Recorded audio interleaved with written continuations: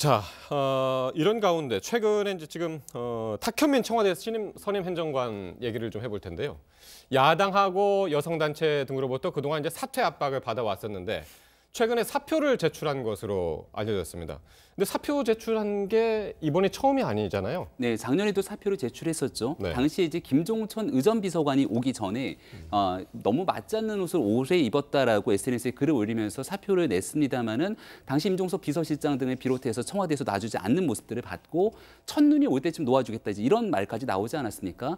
지금 김종천 전 의전비서관 같은 경우가 음주운전 논란을 불러일으키면서 의원 면직됐고 자리가 공석이 돼버린 겁니다. 네. 근데 탁현민 행정관 같은 경우는 그동안 보여줬던 능력을 보건데 사실은 본인이 의전비서관 가는 게 당연하지 않냐라고 생각을 할 것 같아요. 예. 근데 여기에 대해서 승진을 이야기했는데 최종적인 결정 여부가 나지 않는 상황에서 일단 예. 사직서를 제출했다는 것이고요.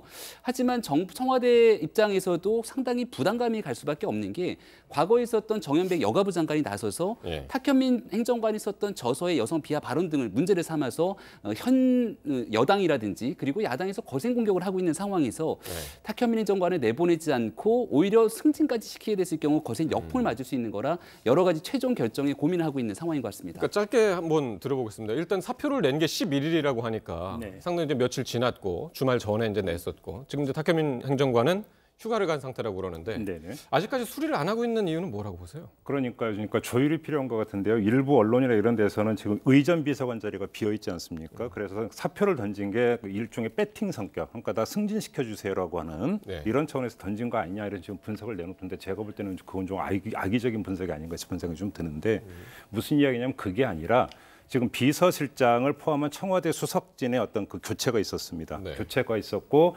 자신의 어떤 그 거취를 둘러싸고 사회적으로 정책으로 계속 논란이 되어 왔었기 때문에 네. 특히나 비서실장 교체에 맞춰가지고 자신의 거취를 넘기면서 어떤 판단을 구하는 예. 어쩜 일종의 어떤 뭐랄까요 백지로 내놓고 자기는 이제 빠지니까 저를 자르든지 계속 하든지 네. 다시 한번 선택을 해 주십시오라고 하는 재신임을 이런 구하는 의사 거죠. 표현으로 봐야 되는 것이지 네. 이것이 승진을 위한 일종의 배팅 이런 거는 제가 볼 때는 좀 너무 나간 부분인 것 그러면 같고요. 지금까지 수리를 안 하고 있는 것은 문제는 바로 대통령이 그거죠. 고민을 하고 있다. 바로 그거죠. 그러니까 이 수리의 그럼 주체가 비서실장이냐? 현실적으로 비서실장이 아니라 대통령이라고 봐야 되는 것 아니겠습니까? 뭐 어떤 그 긴밀한 관계뿐만 아니라 문재인 대통령이 대통령으로 취임하고 나서 사실은 국민적으로 상당한 감동 내지 호응을 끌어냈던 몇 개의 정치적 이벤트 내지 퍼포먼스가 있었는데 네. 이것의 어떤 주역이 탁현민 선임 행정관이었던 네네네. 것이고 문재인 대통령 입장에서는 사실은 놓기가 아까운 그런 카드이다 보니까 고심을 계속하고 있다 이렇게 봐야 될 것 같습니다. 예, 어떤 결심을 할지 같이 지켜보기로 하죠.